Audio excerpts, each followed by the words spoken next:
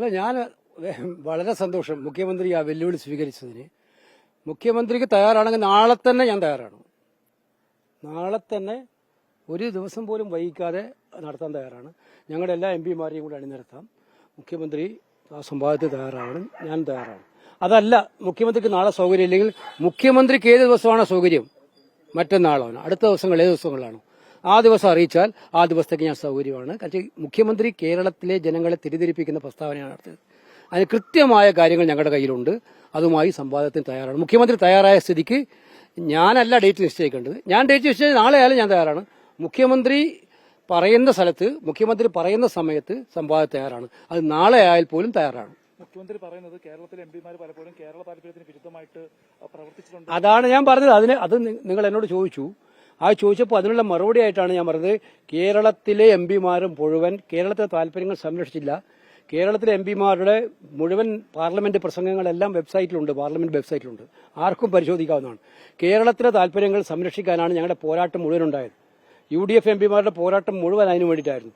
സംസ്ഥാന താല്പര്യങ്ങൾ സംരക്ഷിക്കാൻ, അതോടൊപ്പം കോൺഗ്രസിന്റെ നിലപാടുകളും. അതുകൊണ്ടാണ് ഞാൻ പറഞ്ഞത്, വളരെ സന്തോഷപൂർവ്വം മുഖ്യമന്ത്രിയുടെ ആ സ്വീകരിച്ചതിനെ ഞാൻ സ്വാഗതം ചെയ്യുകയാണ്. മുഖ്യമന്ത്രി നാളെ തയ്യാറാണെങ്കിൽ നാളെ ഞാനും തയ്യാറാണ്. അതല്ല, മുഖ്യമന്ത്രി ഏത് അടുത്ത ദിവസമാണോ തീരുമാനിക്കുന്നത്, എന്നാണോ അദ്ദേഹത്തിന് കൺവീനിയന്റ്, അന്ന് ഈ സംവാദത്തിന് ഞാൻ റെഡി. മുഖ്യമന്ത്രി ഒരു സ്പെഷ്യൽ ഇഷ്യൂ എടുത്തുകൊണ്ടാണ് പറയുന്നത്. അതായത് കേരളത്തിന്റെ റേഷൻ വിതരണവുമായിട്ട് ബന്ധപ്പെട്ട കാര്യങ്ങൾ എല്ലാ കാര്യം മുഖ്യമന്ത്രി പറഞ്ഞ അങ്ങനെയല്ലായിരുന്നു. മുഖ്യമന്ത്രി കേരളത്തിലെ താല്പര്യങ്ങൾ സംരക്ഷിക്കാൻ എംപിമാർ ഇടപെട്ടില്ല. കേരളത്തിലെ ഒരുപാട് വിഷയങ്ങളുണ്ട്. മത്സ്യത്തൊഴിലാളികളുടെ വിഷയം ഉണ്ടായിരുന്നു. കേരള ഗവൺമെന്റ് പോലും താല്പര്യമെടുക്കാത്ത പല വിഷയങ്ങളും എംപിമാർ താല്പര്യമെടുത്തിട്ടുണ്ട്.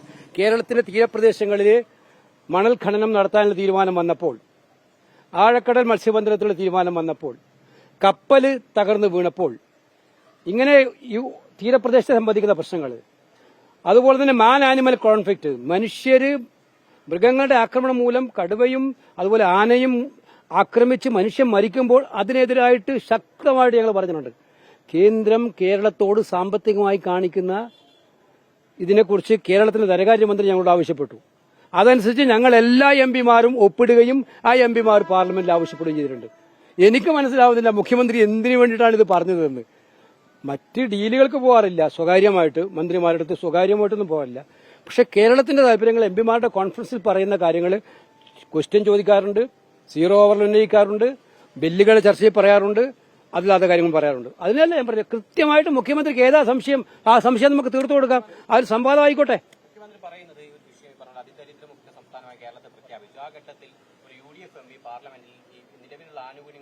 നിങ്ങൾ അങ്ങനെ മാറ്റി പറയാതെ. ഇപ്പം മുഖ്യമന്ത്രി പറഞ്ഞത് അങ്ങനെയായിരുന്നില്ല, ഇന്നത്തേതല്ല.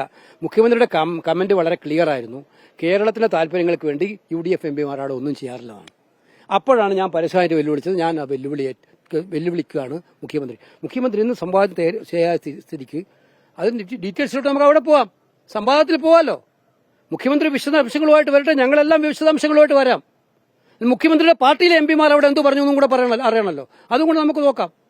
കേരളത്തിലെ താല്പര്യങ്ങൾ സംരക്ഷിക്കാൻ, പൊതുവായ ജനാധിപത്യം സംരക്ഷിക്കാൻ എല്ലാം UDF എംപിമാർ ചെയ്ത് 1, 2, 3 നിങ്ങൾക്ക് തന്നെ ഇപ്പോൾ എടുത്താൽ അറിയാം. ഓരോ എംപിമാരെ അടിച്ചാൽ അവരെ ഉന്നയിച്ച വിഷയങ്ങളെക്കുറിച്ച് അറിയാം, ചോദിച്ച ചോദ്യങ്ങളെക്കുറിച്ച് അറിയാം. അതിന് വേറെ എവിടെയും പോട്ട കാര്യമില്ല. ഇതെല്ലാം റെക്കോർഡിക്കലല്ലേ, ഇത് കള്ളം പറയാൻ പറ്റുമോ ആർക്കെങ്കിലും? പക്ഷേ മുഖ്യമന്ത്രിയോട് ഞാൻ സംവാദത്തിന് അക്കാര്യത്തിൽ വെല്ലുവിളിച്ചിരുന്നു.